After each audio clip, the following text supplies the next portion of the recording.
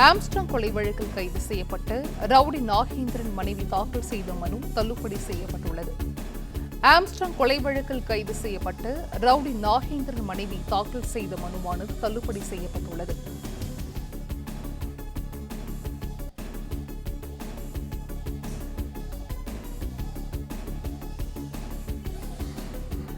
Armstrong கொலை வழக்கில் கைது செய்யப்பட்ட ரவுடி நாகேந்திரன் மனைவி தாக்கல் செய்த மனுவானது தள்ளுபடி செய்யப்பட்டுள்ளது.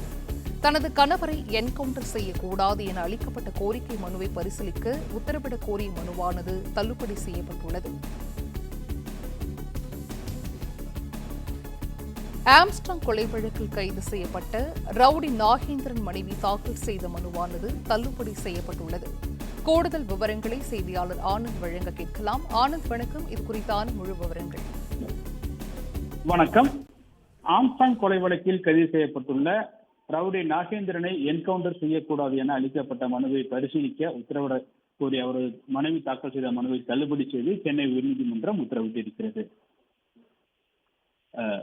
பகுஜன் சமாஜ் கட்சியின் தமிழக தலைவராக இருந்த ஆம்ஸ்ட்ராங் கொலை வழக்கில் கைது செய்யப்பட்டுள்ள ரவுடி நாகேந்திரன் தற்பொழுது நீதிமன்ற காவலில் சிறையில் இருக்கிறார். இந்த நிலையில் இந்த வழக்கில் தனது கணவரை காவல்துறை என்கவுண்டர் செய்ய திட்டமிட்டிருப்பதாகவும், எனவே என்கவுண்டர் செய்ய கூடாது என அளிக்கப்பட்ட மனுவை பரிசீலிக்க உத்தரவிட வேண்டும் என கூறி அவரது மனைவி விஷாலாட்சி நாகேந்திரன் என்பவர் சென்னை உயர்நீதிமன்றத்தில் ஆட்கொணர் மனு தாக்கல் செய்திருந்தார். இந்த வழக்கு உயர்நீதிமன்ற நீதிபதி எஸ் எம் சுப்பிரமணியம் மற்றும் வி சிவஞானம் ஆகியோருடைய அமர்வு விசாரணை செய்தது. அப்பொழுது சிறையில் பாதுகாப்பாக இருக்கும் நிலையில் எதன் அடிப்படையில் மனுதாரருடைய கணவர் என்கவுண்டர் செய்யப்படலாம் என அச்சம் ஏற்பட்டதாக நீதிபதிகள் கேள்வி எழுப்பினர். இதற்கு பதிலளித்த மனுதாரர் தரப்பு வழக்கறிஞர், ஏற்கனவே இந்த வழக்கில் கைது செய்யப்பட்ட மற்றொரு குற்றவாளி காவல்துறை விசாரணையின் போது என்கவுண்டர் செய்யப்பட்டிருப்பதாகவும், எனவே அதன் அடிப்படையில் தனது கணவரும் என்கவுண்டர் செய்யப்படலாம் என அச்சம் தெரிவித்தார்.